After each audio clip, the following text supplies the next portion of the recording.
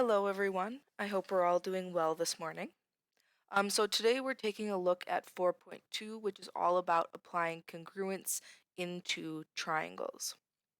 And so our goal here is to identify congruent figures today. All right, so what I mean by a congruent figure is that a congruent figure has all of its corresponding parts that are congruent. So what that means is that we're basically talking about the angles in a figure are congruent to one another. Oh, that's a little too thick. Let's bring that down. All right, so we have things like the angles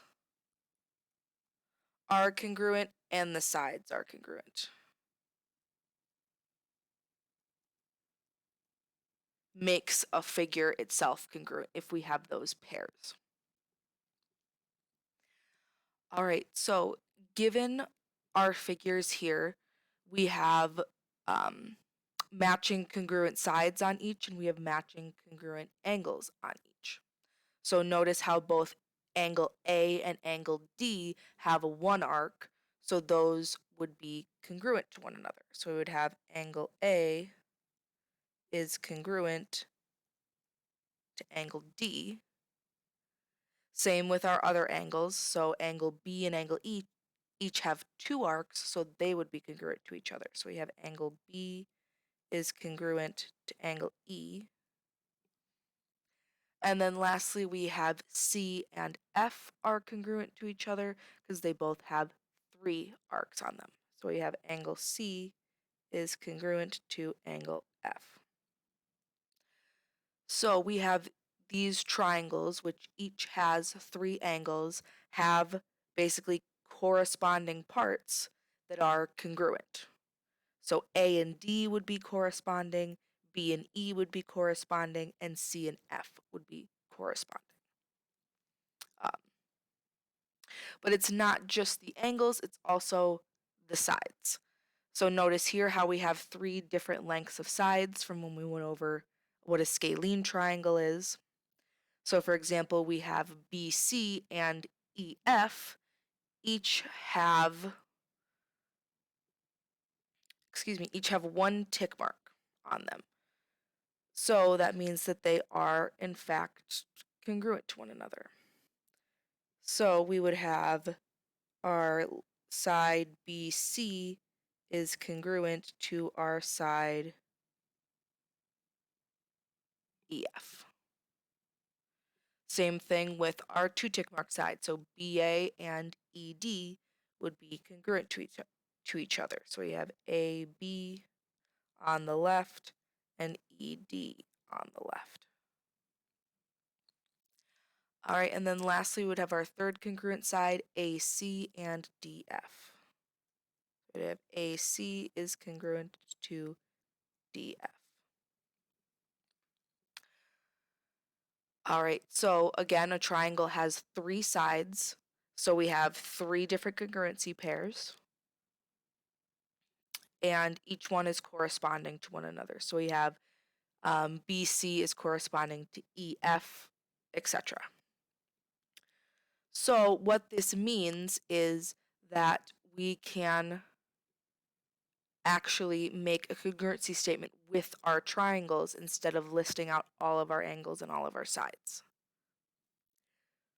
So what that would look like, I'm going to draw that in the middle. Let's put it in a different color.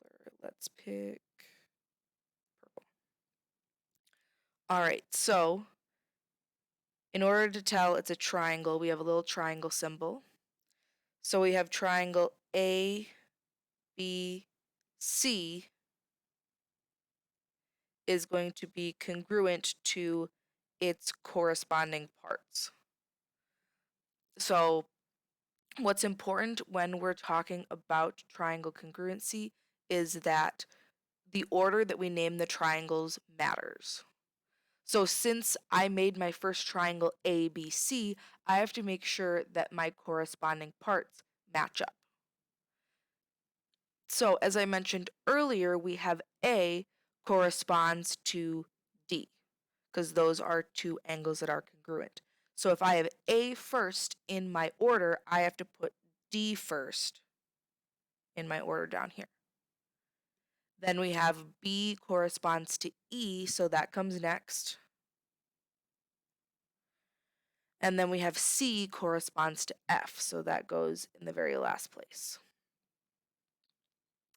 So if you were to put instead something like our, if we still had triangle ABC, and if I instead put triangle FED,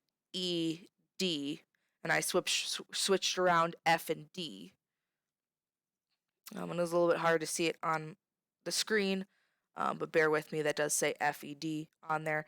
This would be considered wrong because it has to match the parts.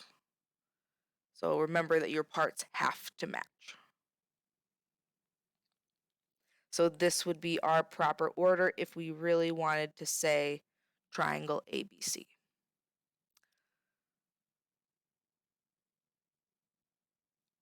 All right, so we do have one theorem in this section that we're going to be going over. And we have, that's our third angle theorem. So here we have those same triangles, but we have some stuff taken out of them. So we don't have as much in there. So what our third angle theorem tells us is that if we have two congruent pairs of angles, so here we basically have A and D are congruent and we have B and E are congruent. So if angle A is congruent to angle D in the other triangle, and we have angle B is congruent to angle E, then what our third angle theorem tells us is that, well, our third angles, C and F, also have to be congruent to each other. So we have angle C is congruent to angle F. So we would have this angle is congruent to this angle. So this works because each triangle is 180 degrees.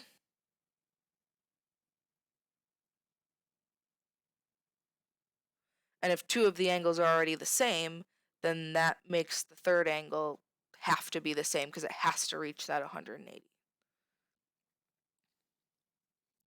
for our third angle theorem. All right, so let's take a look at some congruencies. So here we have two triangles. So we're going to write a congruency statement for each triangle and identify all of the pairs of congruent corresponding parts. So just like we did in this first problem here. So 3 angles, 3 sides, 1 pair of triangles. So if you want to try it on your own, you can pause the video. Otherwise, we're going to move forward.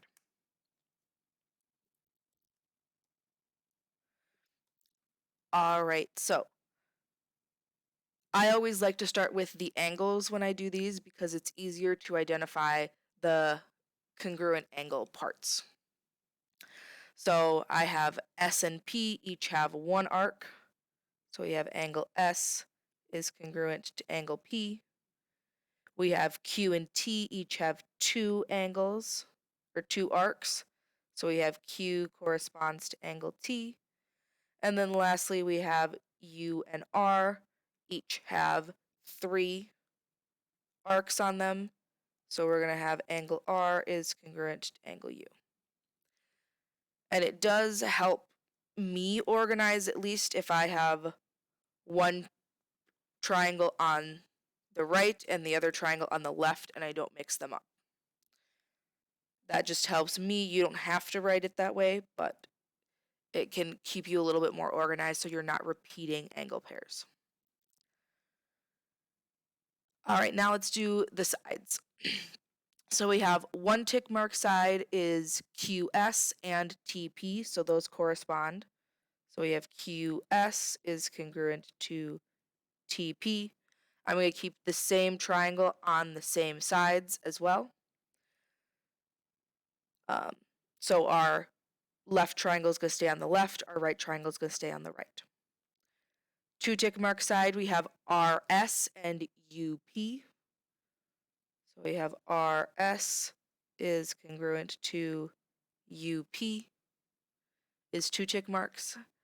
And then lastly, we have our three tick mark side, which is RQ and UT. So we have RQ corresponds to UT. So again, right triangle on the right, left triangle on the left. All right, now I'm ready for my triangle statement.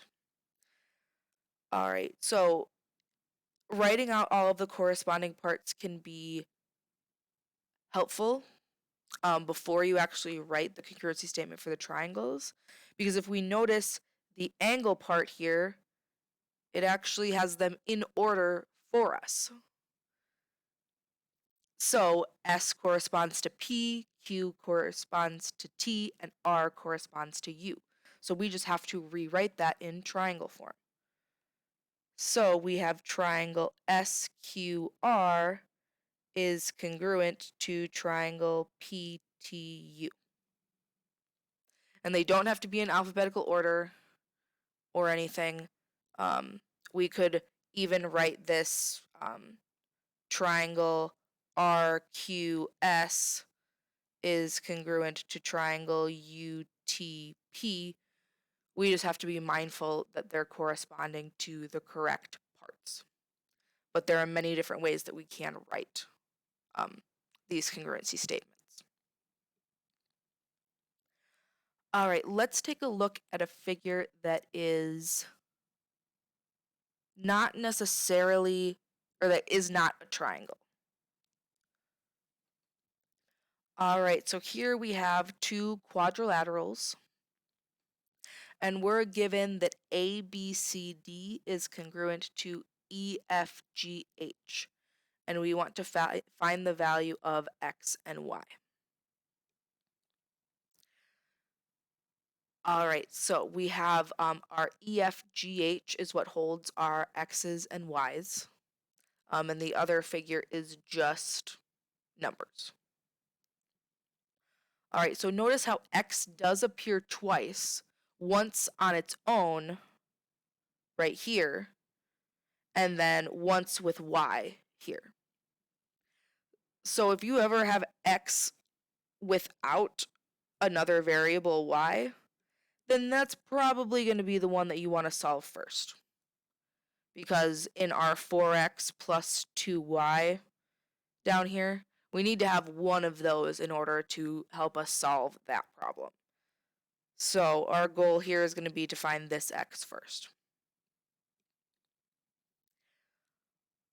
All right, so if we take a look at EF, because it's talking about the length of EF, we have EF is the first two letters in our congruency statement. So that means it's going to correspond to the first two letters in our first part of our congruency statement, or otherwise AB. And if we take a look at AB, it's 9 inches.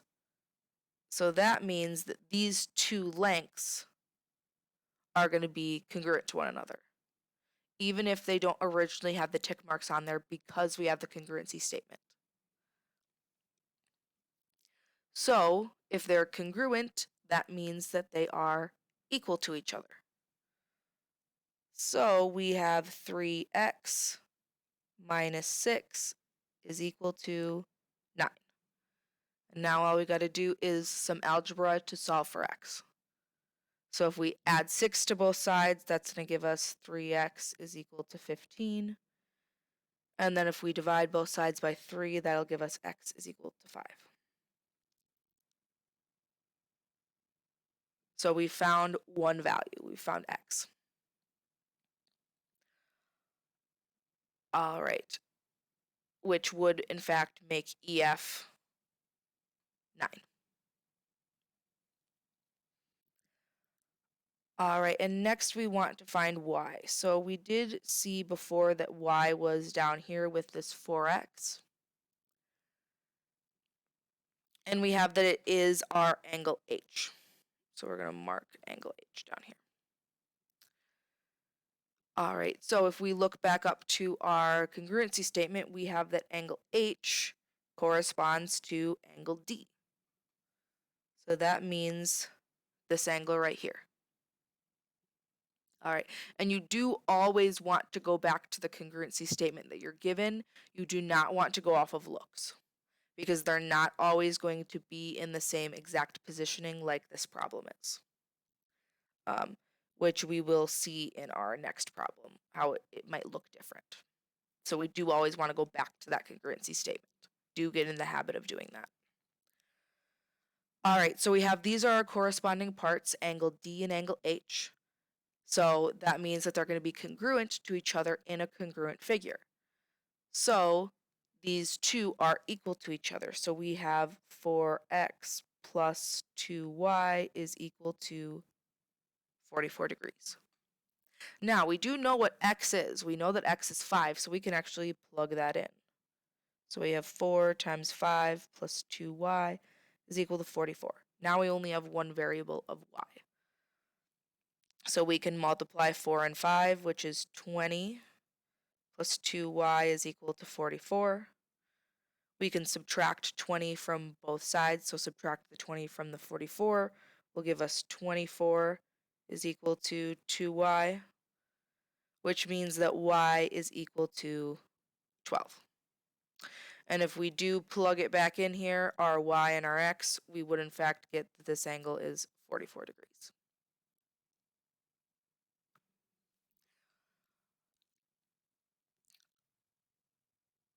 All right, let's take a look at our next problem. If you want to pause your video to try this problem on your own, you are more than welcome to. We are going to start this problem.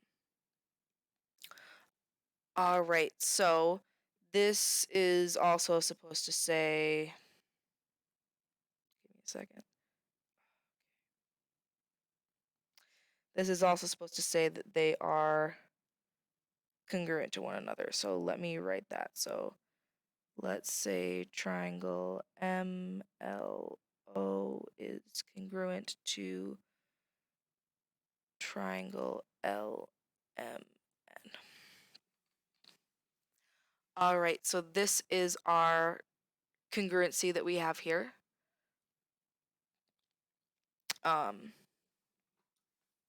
In this problem. So notice how on each triangle the M and the L are not corresponding to each other. So we have M corresponds to L in the other triangle and the same difference here. So M isn't always going to correspond to itself, especially when we have a situation like this. All right, if you're having trouble seeing those triangles, one triangle is right here that I've outlined in red. And then the other triangle is right here. So this is what we call overlapping triangles. All right, so with that in mind, we want to find MLO, or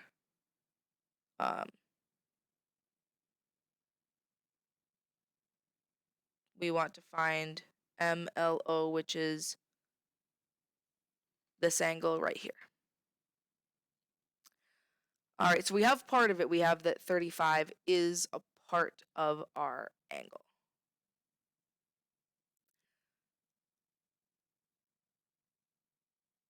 All right, so with that in mind, we're going to go back to this triangle here. So with our given information, we actually have that angle M in this specific triangle that I've outlined is actually 35 because it matches up with that one arc angle that's partly on L. All right, and all we're missing is this little part right here, which we're going to name X.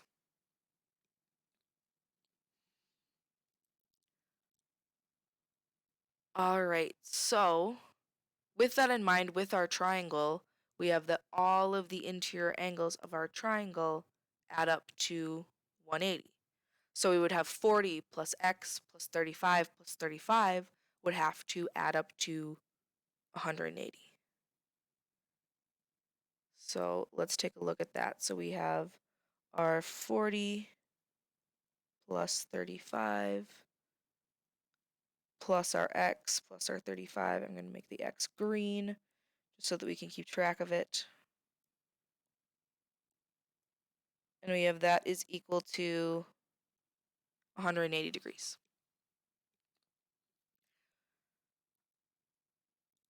All right.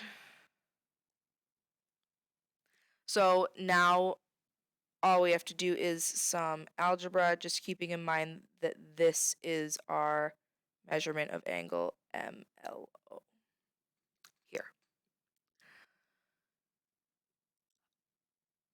All right, so if we add the 40, 35, and 35 together, that'll give us 110. We'll keep the x here, and that's still equal to 180. All right, we can subtract that 110. So that means our x is 70 degrees. Now, we do have to be mindful here that it's not asking for just that little angle, the green one of x. It's asking for the whole of angle MLO. So the measurement of angle MLO is our x plus 35. And if our x is 70, we can plug that in. So 70 plus 35 is going to give us an angle of 105. Oh, that's hard to see. 105 degrees is going to be our angle measure for angle MLO.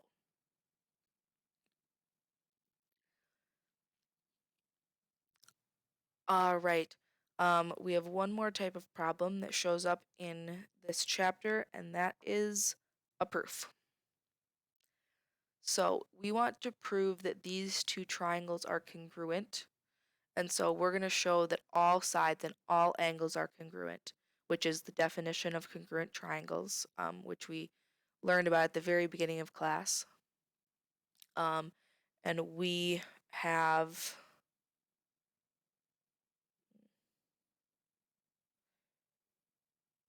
that we're looking to prove that. Hold on, my lines got a little messed up. Let me fix them.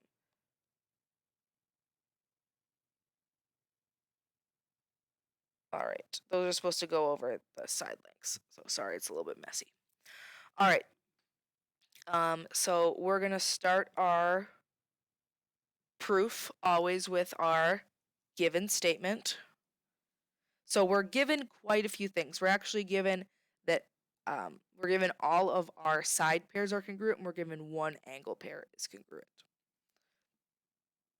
So that's important that we're given all of that information because it's going to help us. So we have GI is congruent to KI. We're given that HI is congruent to JI. Normally I would put these all in a list, but I am limited on working with my iPad and it does not let me extend. So we're just gonna put it in a group together. All right, and it's also important to mark these on our diagram as well. So we have GI is congruent to KI, boom, boom. We have HI is congruent to JI, 2 tick marks. And then we have GH, 3 tick marks, is congruent to JK or KJ, 3 tick marks. All right, and we're also told that angle H is congruent to angle J. So we have those two angles are congruent to one another. Let me actually fix that.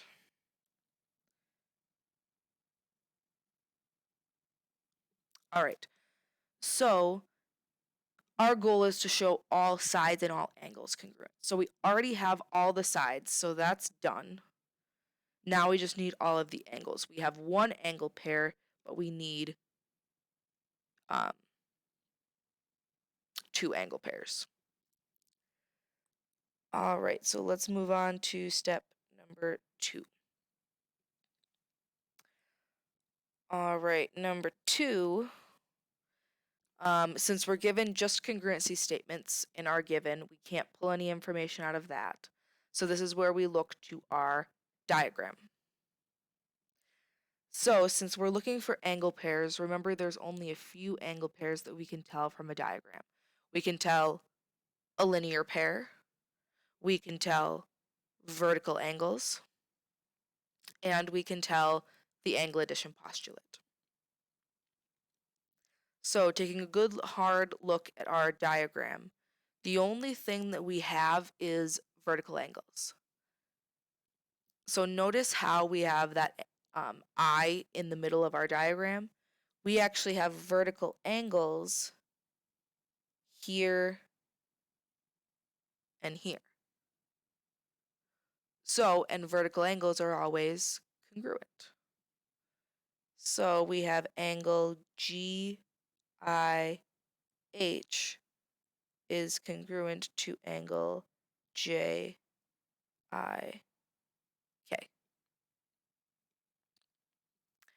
All right, and this is our vertical angle theorem.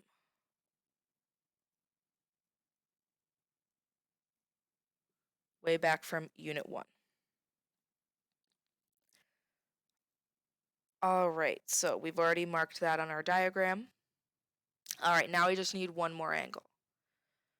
But let me turn your attention to this theorem here. If we already have 2 congruent pairs of angles, that means that the third angle pair does have to be congruent by the third angle theorem. So, since we have 2 congruent angle pairs, that means our last angle pair has to be congruent. So that means our G and our K have to be congruent by our third angle theorem.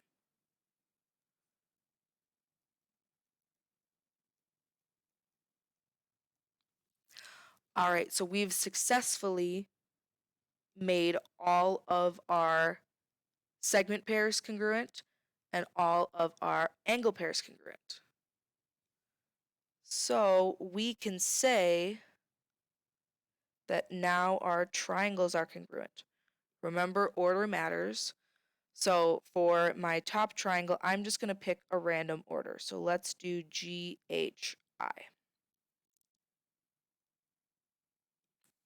All right, so now I just have to match the congruent parts, which is also another reason why marking your diagram can be important. Because if we go from G to H to I, we're going from 2 arcs to 1 arc. Oh, I should have made the G and K 3 arcs, excuse me. So we're going from 3 arcs on G, 1 arc on H, to 2 arcs on I. So we're going to follow the same exact pattern on our other triangle with our KJI. Is our 3, 1, 2 order. So we have KJI, which is also what we have here.